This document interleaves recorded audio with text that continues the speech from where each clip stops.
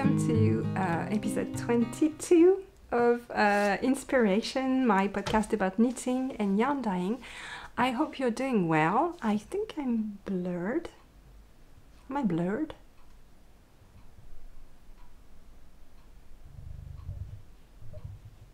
No, seems okay.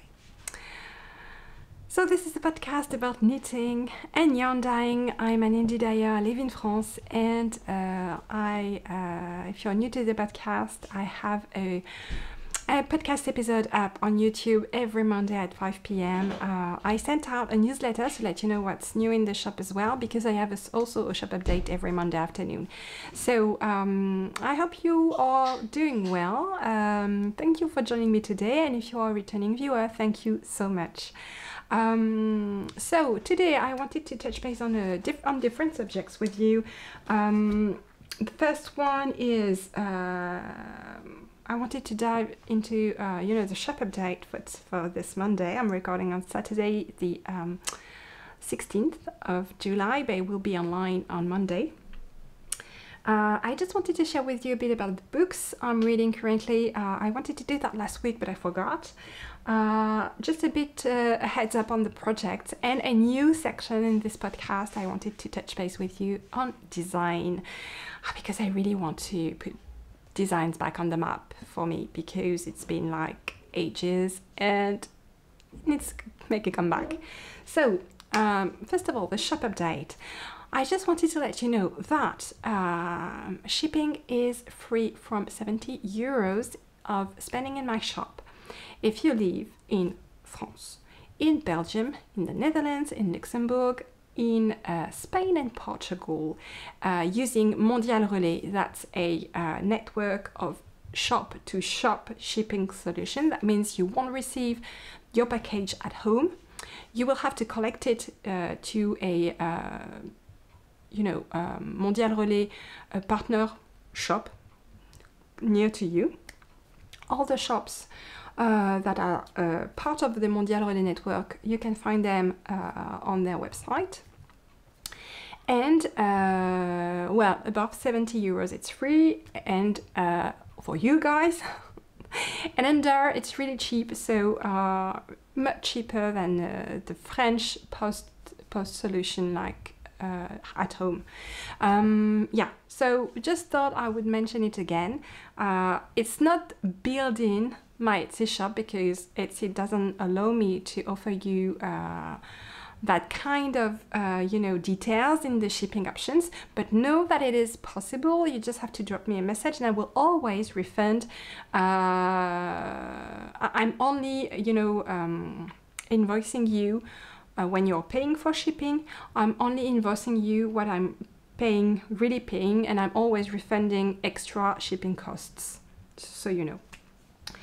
And in the shop this week, I will have back in stock the needle cozies that you loved. It was 2 weeks ago. Those went sold out in a flash, so that's the needle cozies for interchangeable needles by Imabo. You have all the numbers printed out. It's really cute and it's pretty handy. So those are back in stock.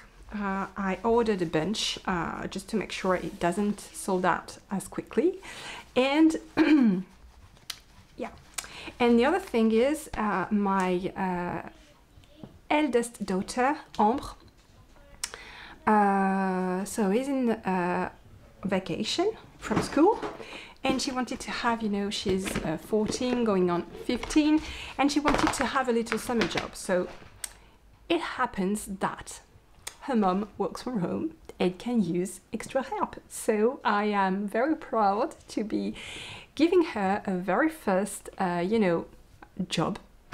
And so, of course, it's like, I'm giving her like, not a salary, obviously, but more like, how do you say that? Argent de poche, an allowance, basically. But I mean, a bigger allowance, because she's been doing things for me.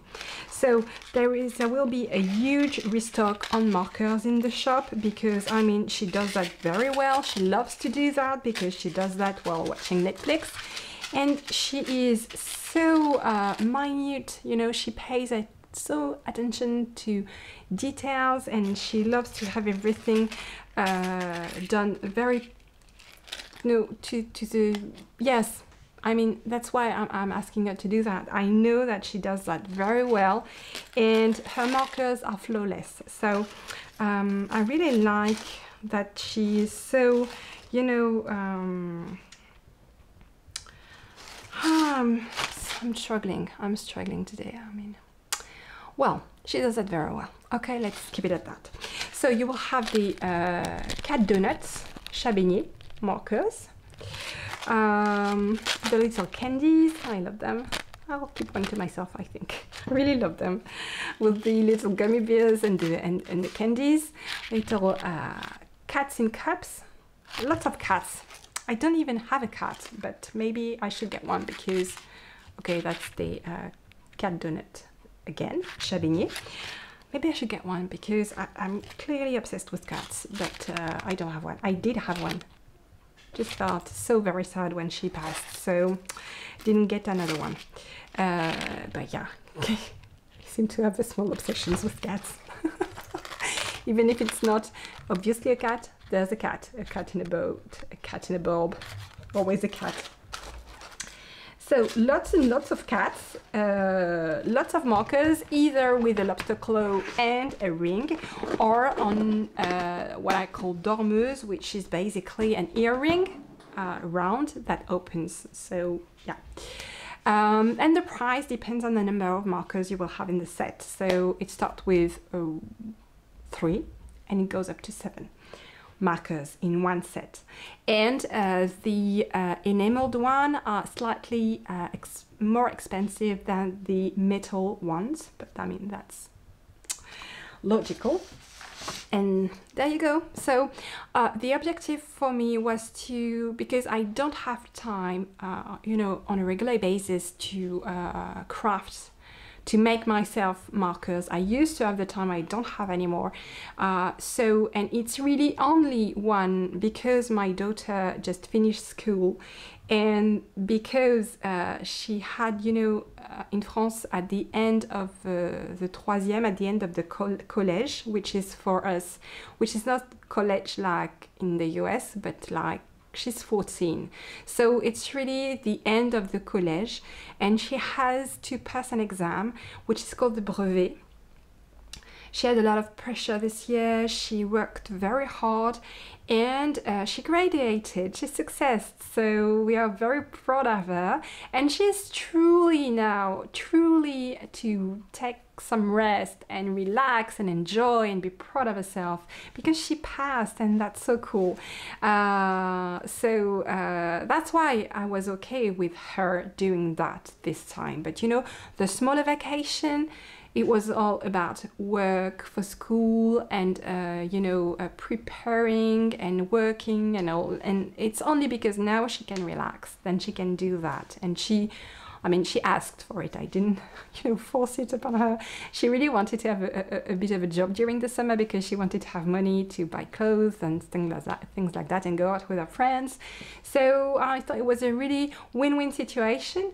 And the thing is, I had a lot of supplies because markers were part of my offer of products like 2 years ago, and I really ran out of time and I couldn't do them anymore, but I still have a lot of supplies. So I told her, just use the supplies, and when they're gone, they're gone. I'm not intending on keeping markers regularly, or maybe just very occasionally for some projects where I need coordinated markers and things like that, for example, for the advent calendar. But on a regular basis, I'm not planning to offer any. So she's currently going through my stash of supplies, and she's exhausting the different marker supplies that I had, and once it's done, it's done. So that's really there are still some left, but because she's been on holidays with her aunt this week, but she told me as soon as she gets back to it. So that's super cool, and she gets paid pretty well, let me tell you. It's a good deal.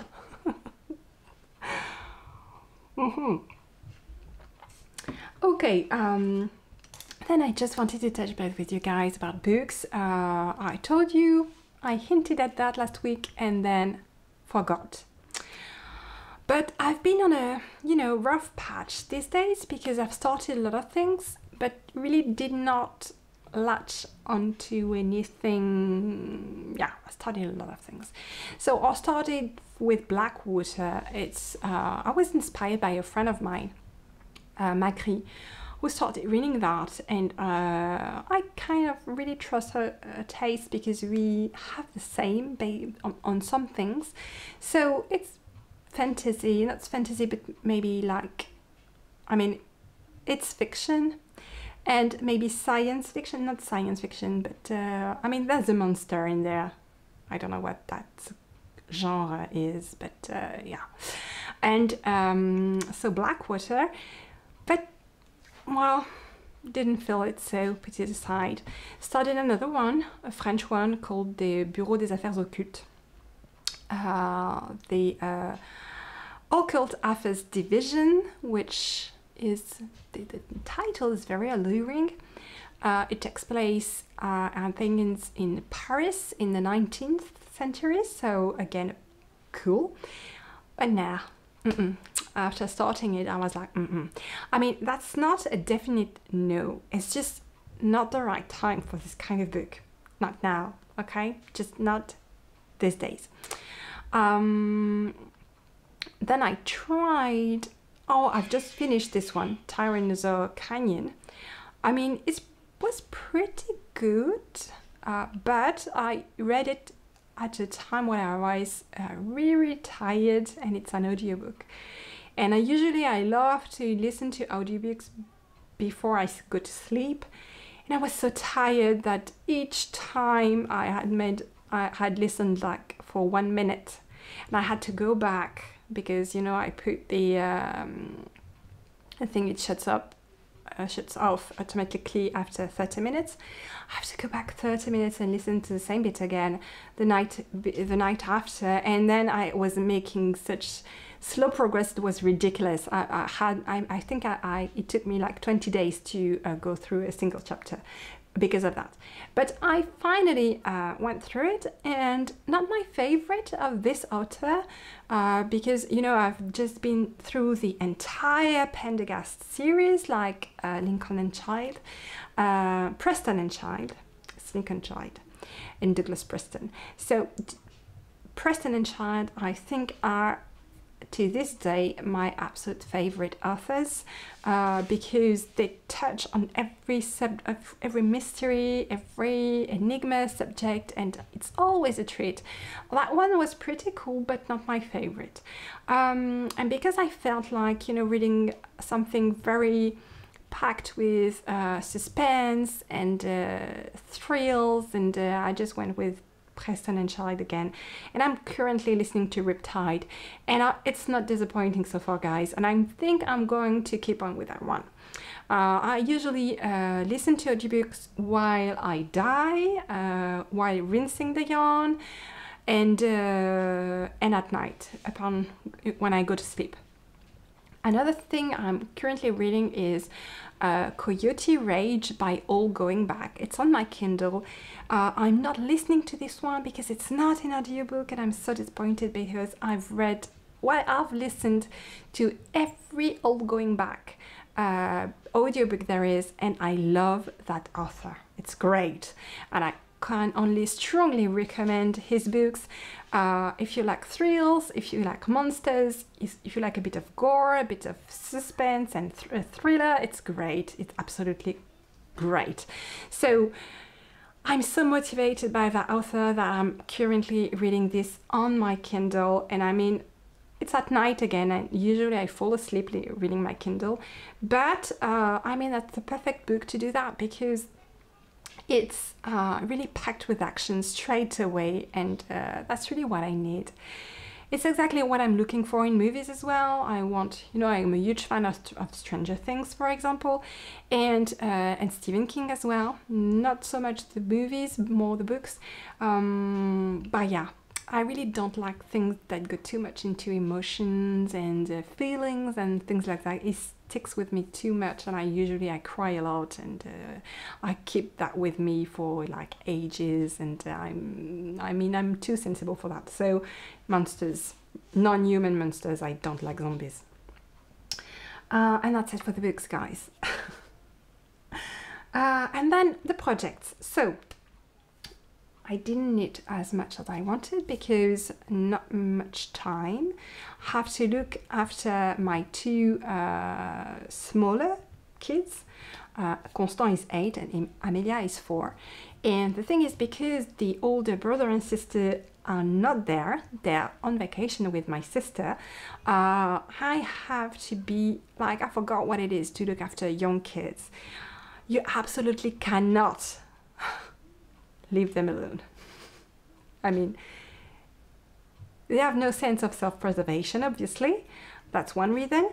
And they don't care about the state they leave the house in. I mean, oh my God.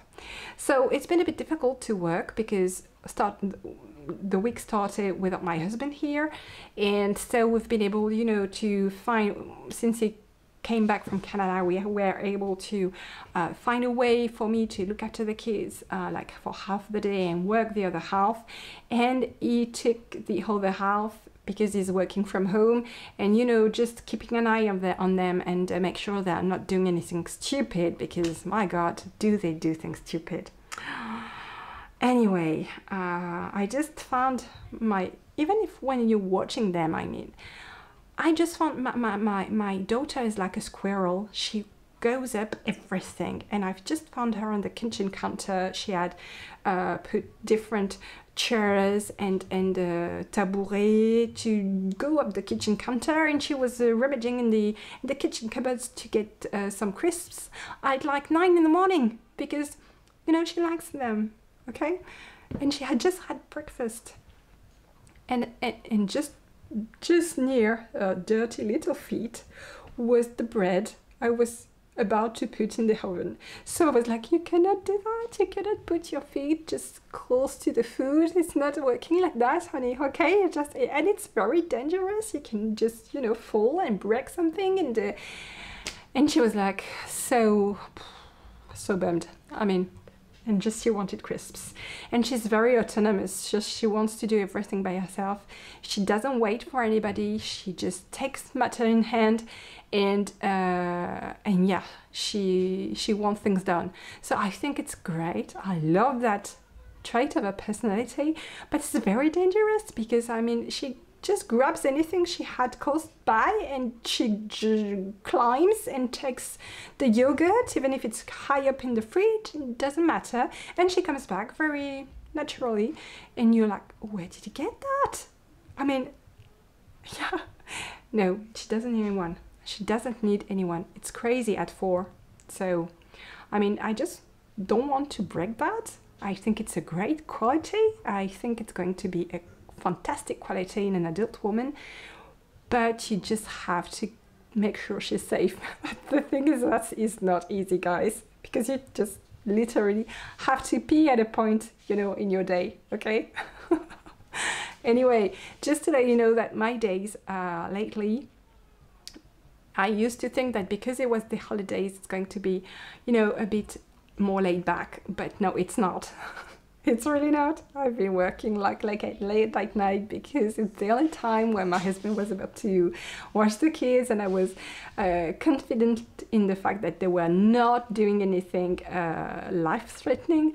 So I just can't wait for my two elder kids to come back, because I mean, having the 14 and 12-year-old around, they have sense at that age, and they are able to, you know, to intervene before the little one do anything stupid. They are able to tell them, no, you can't do that, no.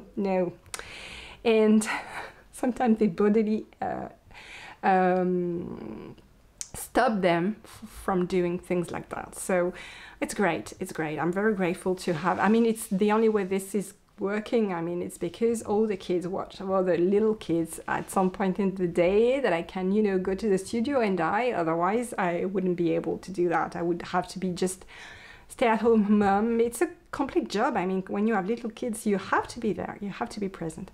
And I won't lie, having the kids around, I have to stay with them, and I'm really enjoying this part as well. I really like, you know, spending time with them, we have a very small back garden, like very small, but we have exploited every square inches of that little back garden, and it's very cozy and comfy, and it's really a little patch of sunlight outside. It's great because we live in a very densely populated area, so it's really a privilege to have this little backyard with green grass and a sun deck, and it's great.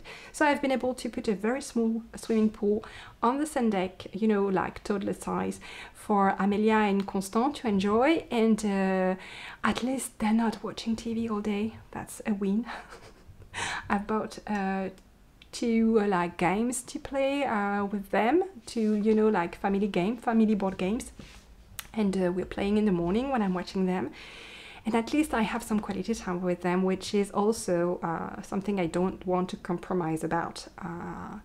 So the days have been pretty busy, always something to do, but in a good way, if you know what I mean. Really in a good way, so that's cool. Okay, so projects, because we still have things to cover together. Sorry for the digression, it was big. So I've not... all that to say that I've not been able to knit as much as I wanted because, yeah, kids and small kids. But I did finish the January pair of socks, that's Intersection by Marceline Smith. I did finish this pair of socks, so it's my Lune du Loup colorway. So that was the colorway of the Sock Knitters Almanac for January, guys. And here it is, that pair is finished. And I'm one pair short of finishing the whole Sock Knitters Almanac for last year. I still have only one pair to go to that needs a second mate. It's the November sock. The pattern is Grimoire. It's a pattern by me. It's the only one in 2021 that doesn't have a mate, so I'm going to work on this one this month. And this way 2021 will be complete, which is a big win. Then January 2022 is done. I still need a mate for February. March are done, which is great. I need a mate for April and for May, and soon I will be knitting a second side as well for June, because June is like 5 ribbing rounds to be finished. So that's the Brainless pattern by Yanissima. I must say I had a bit of difficulties, you know, I think I made mistakes, and because I didn't want to rip out, I just couldn't match the instructions to the number of stitches I had. So I really winged it. Basically, I understood what the designer wanted me to do. She wanted me to increase the gusset here and decrease in that section, which is brilliant, and I love that that heel. I think it's really there's really a lot of room for design in there. You can just, you know, play with that section, which is just reverse stockinette, but you could do a lot of design things with that. It's a great blank canvas, so I really love this pattern. It's very comfy. I mean, the room you will have for your heel is really cool. The fit is great. I love it. So really a very, I think, interesting and great construction, but for some reason I don't know why I couldn't. I don't know why. Maybe I was too tired. I don't know why. So it's almost done. I will have the second sock to knit, but yeah, it's cool. It's cool. And then I just can't. I have to show you my box of socks. because I mean, I love it. So here it is so far. I'm very late to the party on that one because I mean, it's been ages that it's out there, but I'm really enjoying it. So this is the Sock Knitter's Almanac 2021 up until here. I'm missing November, and this is March, the only pair of with now January that is complete for 2022, and those are all the socks, not part of the Sock Knitter's Almanac. But I'm really enjoying this. The only downside of having done that is that I don't want to disturb the box by wearing them. It's just these things that I have to overcome because I mean, like, I don't want to, you know, disrupt this beauty, this thing of beauty by just doing something as low as wearing the beautiful socks. But I really have to wrap my mind around that socks are utilities, not something that you keep under, you know, a lock and key and just admire from time to time, things that are meant to be used. So I really have to wrap my head around that and overcome this, because I mean, it's been huge. I've not been wearing my hand-knit socks since I started presenting them like this, which is absolutely crazy. I ripped off my Stitch Surfer socks. I didn't feel it. I frogged also the little bit of socks that I started in Electric City, not feeling it as well. I'm just going to need a sample, color sample for that, for you guys to know how it knits up, but I don't know why, just not feeling it. But what I did also is I kicked up the July colorway of the Sock Knitter's Almanac, and I'm going to start on the Drunken Geese socks as soon as I'm finished with those. And it's going to be fun, and I don't know which sock I'm going to knit companion to this one. Second side of another one would be Logic. Maybe, I don't know, I'll see. But yeah, all kicked up. Not any sample knitted or crocheted yet, but it's coming, guys. Bear with me. It's coming. So I love my box of socks. I really do. I didn't make any progress on my Belladonna cardigan, but I've been feeling the itch to cast on so intensely. It's just that I'm going to now talk to you about another subject that is very dear to my heart. It's design. Because, you know, first I became a knitter, and the first contact I had with doing something more professional with my knitting was designing, and I'm into designing shawls and socks. I've dabbled in mitts and hats, but it's not my thing, okay? I'm a shawl and socks girl. I have to, you know, go with it. And that's the only projects in which my imagination runs wild, and I want to explore so many possibilities. It's the only projects that really got me excited. And design wise, I mean, I'm very happy to be able to knit some garments for myself, for my loved ones, but the only thing that really ignites the desire for designing is shawls and socks. So, and I've been thinking long and hard about how do I put designs back on the map, because although I started with that and I've been published several times now, of which I'm very proud. My designs have been published in Len, in Pom Pom, in Notions, in I Knit Paris book. So, and I really enjoyed that part. And I must say, what I enjoyed the most was independent design. So I really want to be able to do that again, because, you know, it's always itching, always. I just don't have the time. And but I'm thinking about it very often. I've been thinking, how do I do that? How do I just don't have a lot of time. I'm running late on a lot of things. My, you know, micro tasks organization is working very well, but when you have some disruptions, it's hell to go back on track. It's really difficult. So I've had a lot of disruptions in June, and it's only been, I think, like a week since I really felt I was back in the game and able to deliver and make progress on all little, all the little things I have to do to keep my business going smoothly.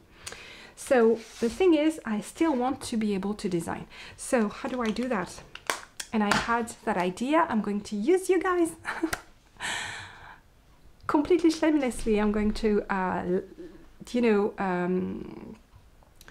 lean on you to do that and use the podcast, actually, not you, but the podcast. I'm going to share with you my ideas and my projects. Okay, that's how it's going to work. So first of all, I have this project which has been on my mind for quite some time. I've ordered a new base from my supplier. It's BFL silk, but in 150 gram skeins. So a huge skein, like 1.5 more than your regular 100 gram skein. And I think it's the perfect thing to knit, because I think, shawlettes out of only one skein of 100 gram fingering weight yarns are lovely things, but not very practical, not very handy.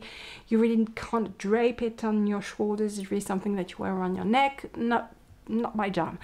But with that, you have 600 meters, which is, I think, a good size for a shawl. Like medium-sized shawl is cool. This is cool. Even more if you have lace. You can have like a decent, sized shawl with that. So it's been on my mind like for months to knit a shawl, a lace shawl with a garter ridge. With that, I started with a lace stitch pattern that looked lovely, but was too difficult, no rest rows, and really not intuitive. So I frogged and, put that away. I just didn't feel the inspiration anymore. And then I decided to try again and have this book in my library. Books and, stitch dictionaries are really huge inspirations for a designer. So I have this knitted lace of Estonia by Nancy Bush, and I think I had this book as a present like 8 years ago, and it's really beautiful. And there is a stitch dictionary of Estonian points at the end of the book. So I found the inspiration there more than I thought, because I found a stitch pattern that I want to use for this shawl. So I think it's the next thing I'm going to cast on. But also I found inspiration for another shawl. I didn't plan on that, guys, but I had to make a sketch. So I'm going to share the whole process with you guys, and design will from now on be a part of the podcast. This will help me focus and, make progress, and, it will be a regular heads up, maybe not every week, but regular heads up on design, let you know my progress, share the prototypes, share my ups and downs, share my frogging and restarting, and because it's a lot of that. Designing is a lot of going in an avenue, exploring something, going back again, and you always have to make choices. And if each time you make choices you feel like you are abandoning a lot of things you could have done, a lot of possibilities, and it's really not something very easy, but it's so thrilling. So this is my sketch, I'm sharing it with you. I'm thinking fusion here, guys, with an Estonian lily of the valley stitch pattern on the borders, and this like cartouche, like Il Feroe, Faroes Islands style of construction, with only the center panel worked with lily of the valley stitch, and only a bit of texture here with, I'm thinking, gathered stitches, but just a hint of texture, and a large border, very simple, of just columns of decreases and columns of yarn overs. So I really love that design. I didn't plan on coming up with that idea because I was all about finding an idea for this one. So it was a great surprise, and this got me really excited. I just wanted to cast on immediately, but I didn't have the yarn.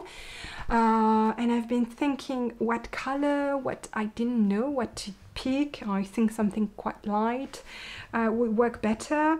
I don't know, guys. I feel like I should go with the thing that is, you know, making me more excited. And I found in the shop, you know, I've told you several times, when something is not sold, I just see it as a sign that I should do something with it for me. So sometimes when something stays in the shop for a long time, which has been the case for those, I don't know why, I think they're absolutely gorgeous. I love that colorway. I think the base is gorgeous. It's 100% BFL.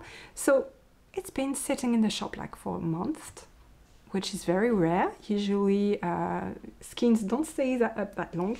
I took that as a sign, and I think it's exactly the quantity I will need to knit that beast.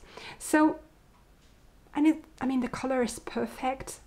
I really love that color. It's a very warm brown beige with beautiful orange undertones. I love that colorway so much. It's called Copper Clouds, and I've used that color before in my Shalography by Stephen West. It was one of the colors I chose, and I think would be perfect because it's not too dark. The stitch pattern is going to show beautifully with this color, but I didn't want to go with something completely white or too light because I need color. Okay, so I think it's perfect. Really, I think it's perfect. So I don't know, guys. I think I will cast on both because that's usually what I do when I can't choose. I will cast on both, and maybe at some points one will take over the other one, and maybe I will frog, I don't know, but yeah, I think I'm going to go with that one for this idea. I should swatch. I really should, but I don't think I won't. I don't think I will. Because the pattern is really clear in my head, and to me it's very easy to, you know, start. I will just do the work, do the math about what I need to cast on, and because I have a shawl that has very similar construction and similar distribution of the pattern, which is called saris. And so I've already knitted that kind of shawl, so I have a pretty good idea of, you know, the way the pattern works. So it's the same, really same overall shape that for saris. So yeah, I might just, you know, just kick one up and start. Yeah, I'm really excited about those.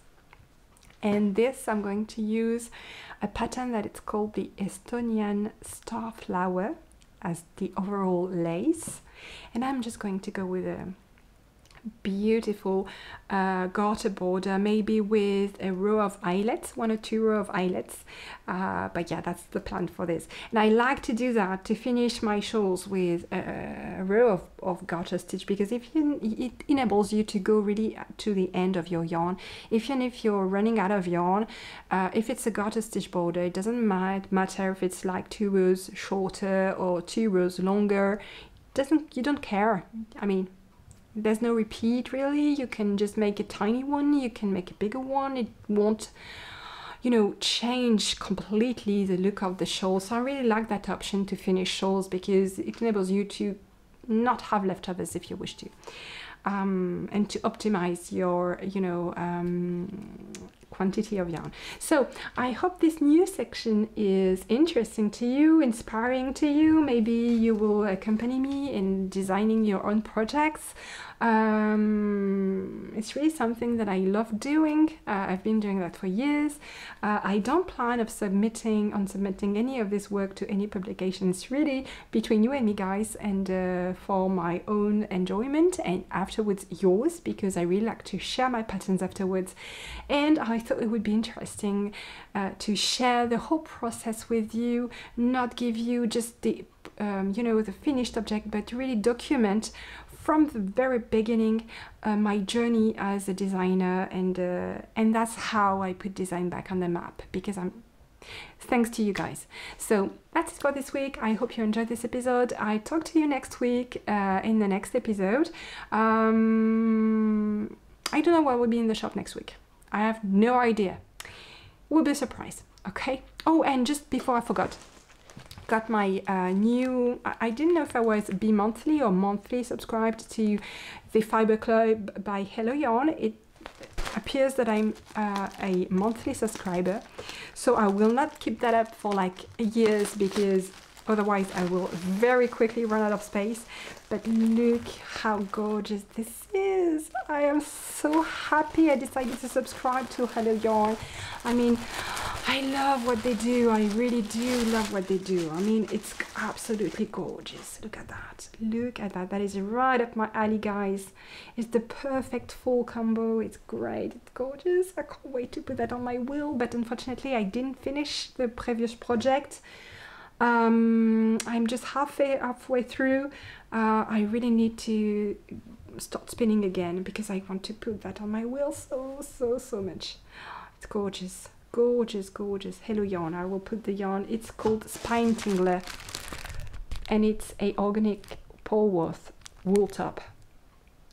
And that's June Fiber Club. Spine Tingler. So aptly named. Okay, that's it for this week, guys. I'll see you next week in the podcast. I wish you a very lovely time, and all the best. Take care. Bye.